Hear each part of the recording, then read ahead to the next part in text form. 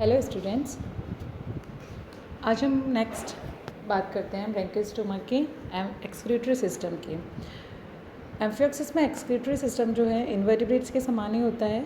Protonephridia पाए जाते हैं, जबकि कॉर्डेट्स जंतुओं में मेन किडनी से बना होता है। इसके कारण दोनों के एक्सक्रीटरी सिस्टम में वेरिएशंस होती हैं। किडनी मेसोडर्म से उत्पन्न होते हैं, जबकि प्रोटोनेफ्रीडिया जो होते हैं वो एक्टोडर्म से डेवलप होते हैं। एक्सक्रीशन निम्नलिखित ऑर्गन से होता है: प्रोटोनेफ्रीडिया, हैश-शेक nephridia, brown funnels and renal papillae. Nephridia amphioxus में लगभग 90 जोड़ी नेफ्रीडिया जो कि एक्सक्रीटरी ऑर्गन होते हैं, हर एक सेगमेंट में व्यवस्थित होते हैं। ये क्लोज टाइप के होते हैं, इसीलिए इनको प्रोटोनेफ्रीडिया कहते हैं। ये लेटरल पर प्राइमरी गिल बार्स के अकॉर्डिंग गिल स्लिट्स के ऊपर स्थित होते हैं। प्रत्येक नेफ्रीडिया एक मुड़ी हुई तथा पतली दीवार वाली नलिका के समान होता है। आगे की ओर लॉन्गिट्यूडिनल तथा पीछे की ओर ट्रांसवर्स शाखाओं में डिवाइडेड रहता है, जो कि आगे जाकर के डायवर्टिकुला के रूप में समाप्त हो जाती हैं। ट्रांसवर्स और वर्टिकल ब्रांच जो होती हैं प्रोटोनेफ्रीडिया के द्वारा एट्रियम में खुलती हैं। सेकेंडरी गिलबार के सामने स्थित होती है। नेफ्रीडिया के शरीर से छोटी छोटी सी शाखाएं या ब्रांचेस निकलती हैं। इनसे अनेक पतली ट्यूब्यूल्स निकलती हैं। इन ट्यूब्यूल्स के अंत में ही सोलेनोसाइट्स स्थित होती हैं। प्रत्येक सोलेनोसाइट में एक राउंड न्यूक्लिएटेड हेड स्थित होता है। ये एक पतली ट्यूब्यूल में खुलता है। इसमें वाइब्रेटेड फ्लैजेला पाए जाते हैं। सोलेनोसाइट्स के ग्रुप जो होते हैं वो डॉर्सल लॉन्गिट्यूडिनल सीलोम कैनाल्स के उभरे हुए रहते हैं और सीलोमिक फ्लूइड में डूबे हुए रहते हैं। नेफ्रीडिया का एक सिरा सीलोम में स्थित होता है और दूसरा बाहर एट्रियम में खुलता है। इन नेफ्रीडिया से ब्लड साइनसेस से, बॉडी फ्लूइड से डिफ्यूज़न के द्वारा नाइट्रोजनस वेस्ट जो होते हैं सोख लिए जाते हैं, एब्जॉर्ब कर लिए जाते हैं, जिन्हें कि एट्रियम में डाला जाता है और यहाँ से इन्हें एट्रियल अपर्चर के द्वारा बाहर निकाल दिया जाता है। हैश-शेक नेफ्रीडिया एम्फियोक्सिस में नेफ्रीडिया की पेयर्ड चेन के अलावा एक बड़ा नेफ्रीडिया और पाया जाता है, जो कि एक्सक्रीशन का कार्य करता है। ये वीलम की छत पर होता है। स्ट्रक्चर में प्रोटोनेफ्रीडिया के समान ही होता है। एक मुड़ी नली होती है जिसमें बहुत सी ट्यूब्यूल्स होती हैं।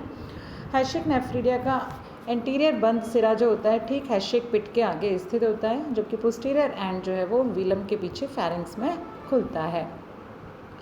ये ब्लड वेसल्स के द्वारा जाली से संबंधित होता है और प्रत्येक सोलेनोसाइट के चारों ओर एक छोटा सा बॉडी सीलोमिक सैक होता है।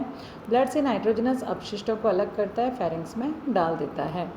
ब्राउन फनल्स एक्सक्रीशन का कार्य करती हैं, जो कि फेरिंक्स के डॉर्सल एंड से वेंट्रल सरफेस तक पाई जाती हैं। ये भी आगे जाकर के एट्रियम में खुलती हैं। रीनल पैपिली एट्रियल कैविटी के फर्श पर अनेक रीनल पैपिली होती हैं, जिन्हें एक्सक्रीटरी ऑर्गन माना जाता है। नेक्स्ट है नर्वस सिस्टम। सिंपल टाइप का होता है। कंप्लीट डेवलप ब्रेन का अभाव होता है। हायर कॉर्डेट्स के जैसे इसमें सेंट्रल नर्वस सिस्टम डॉर्सल भाग में स्थित एक ट्यूबुलर नर्व कॉर्ड से बना होता है, जिसमें से नर्व्स निकली रहती हैं। डॉर्सल नर्व कॉर्ड ये मिड डॉर्सल में स्थित होता है, खोखला होता है। डॉर्सल कॉर्ड के अग्र सिरे के से पीछे आरंभ होकर पीछे तक जाती है, सक्रिय होती जाती है। अंतिम सिरा जो है वो एक पॉइंट के जैसे हो जाता है, जो कि डॉर्सल कॉर्ड के पश्च सिरे के थोड़ा सा आगे समाप्त हो जाता है। न्यूरल कॉर्ड जो होती है पूरी लंबाई के बीच में खोखली होती है और इस संकीर्ण भाग को सेंट्रल कैनाल या न्यूरोसील कहते हैं। न्यूरल सेल्स जो होती हैं इस सेंट्रल कैनाल के चारों ओर ग्रुप्स में एकत्रित हो जाती हैं और इन नर्व से निकलने वाले तंतु जो होते हैं वो आउटर सरफेस पर अरेंज हो जाते हैं। न्यूरोसील आगे की ओर सेरेब्रल वेसिकल में विस्तारित हो जाती है।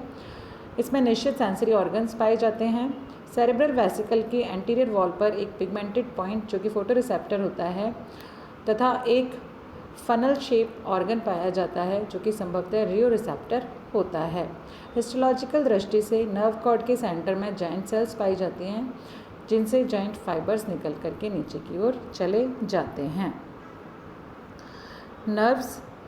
नर्व कॉर्ड से नर्व्स निकलती हैं, जो कि मायोटोम्स तथा बॉडी वॉल को जाती हैं।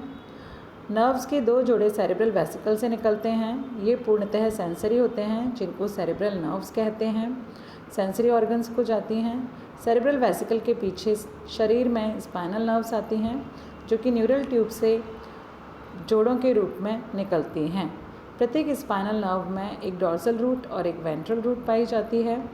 डॉर्सल रूट में इफ्रेंट सेंसरी फाइबर्स होते हैं, जबकि वेंट्रल रूट में नर्व ट्यूब्यूल से बाहर निकलते हुए कई सेपरेट इफ्रेंट मोटर फाइबर्स होते हैं। एम्फियोक्सिस का डॉर्सल रूट वेंट्रल की अपेक्षा थोड़ा पीछे हटकर होता है, जिनमें कि माइलिन शीथ नहीं पाया जाता और ये प्रिमिटिव टाइप के होते हैं। ऑटोनॉमस नर्वस सिस्टम पाया जाता है, एलिमेंट्री कैनाल की वॉल मसल्स के द्वारा कंट्रोल होता है। इंटेस्टाइन की वॉल की अनस्ट्रेटेड मसल्स में 2 नर्व प्लेक्सस पाए जाते हैं, जो कि विसरल नर्व्स के द्वारा जो डॉर्सल रूट से गुजरती हैं न्यूरल ट्यूब से जुड़े होते हैं। ऑटोनॉमस नर्वस सिस्टम का सैंपल केवल पैरासिम्पैथेटिक सिस्टम के रूप में और एलिमेंट्री कैनाल की नॉन स्ट्रेटेड मसल्स का कंट्रोल करता है। Sensory organ, eyes, pigmented point, funnel shape organ, Kolliker pit, papillae, sensory cells. Eye जो हैं photoreceptor eye nerve cord की सेंट्रल कैनाल की संपूर्ण लंबाई में पाई जाती हैं। इनका अरेंजमेंट ना तो शरीर के दोनों ओर समान होता है, ना ही ये नर्व कॉर्ड की लंबाई के साथ साथ समान दूरी पर स्थित होती हैं।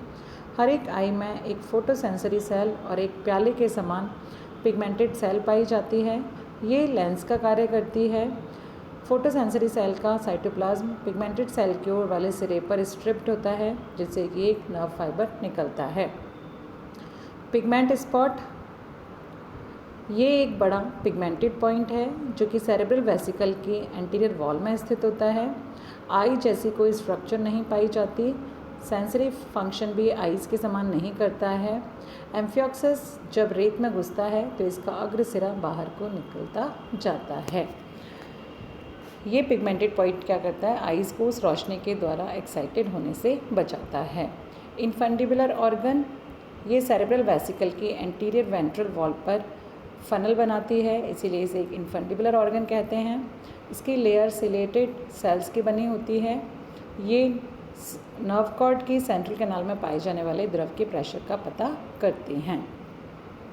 कॉलिकर पिट, सेरेब्रल वेसिकल के ठीक बाहर एक्टोडर्म पर एक सिलेटेड चैम्बर स्थित होता है। इसमें लार्वा अवस्था में न्यूरल अपर्चर खुलता है।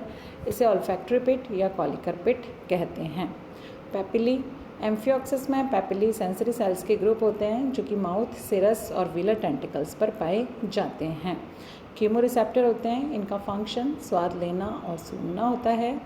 सेंसरी सेल्स शरीर की एपिडर्मिस में स्पेशली डॉर्सल सरफेस तथा ओरल सिरस पर बड़ी संख्या में पाई जाती हैं। प्रत्येक सेल लंबी होती है, जिसमें एक क्लियर न्यूक्लियस तथा एक छोटी सेंसरी हेयर पाया जाता है जो कि क्यूटिकल से बाहर निकला हुआ रहता है। ये सेल्स रेत की प्रकृति को पहचानने का कार्य करती हैं। रिप्रोडक्टिव ऑर्गन्स, एम्फियोक्सिस में मेल फीमेल रिप्रोडक्टिव ऑर्गन्स अलग अलग में पाए जाते हैं, लेकिन इसमें सेक्सुअल डायमॉर्फिज्म नहीं पाई जाती है, इसीलिए हम बाहर से मेल फीमेल को आइडेंटिफाई नहीं कर पाते हैं। एम्फियोक्सिस में टेस्टिस ओवरी होते हैं। ये संख्या में 26 पेयर होते हैं, जो कि 25th सेगमेंट से लेकर 51st सेगमेंट तक हर एक खंड में एक जोड़ी पाए जाते हैं। फेरेंजियल रीजन के मध्य से एट्रियम अपर्चर तक वेंट्रोलेटरल भाग में स्थित होते हैं तथा एट्रियम में उभरे हुए रहते हैं। गोनेड्स को ट्रांसपेरेंट वॉल से देखा जा सकता है, जो कि मायोटोम के नीचे वेंट्रोलेटरल में अरेंज रहते हैं। बाहर से टेस्टिस और ओवरी में कोई डिफरेंस नहीं होता है, लेकिन जब इनके सेक्शंस काटते हैं तो ओवरी में बड़े न्यूक्लियस वाली सेल्स दिखाई देती हैं, जबकि टेस्टिस का स्वरूप कुछ स्ट्रिप्ड होता है। एम्फियोक्सिस में प्रत्येक गोनेड का ओरिजिन मेसोडर्म से होता है। जब गैमेट्स जो होते हैं मैच्योर हो जाते हैं तो ये गोनेड्स फट जाते हैं और ओवरी और स्पर्म एट्रियम में पहुंच जाते हैं, जहां से एट्रियल अपर्चर द्वारा शरीर से बाहर निकाल दिए जाते हैं। यहाँ पर फर्टिलाइजेशन जो होता है वो समुद्र के पानी में होता है। तो ये एम्फियोक्सिस के सारे सिस्टम्स हैं। Thank you.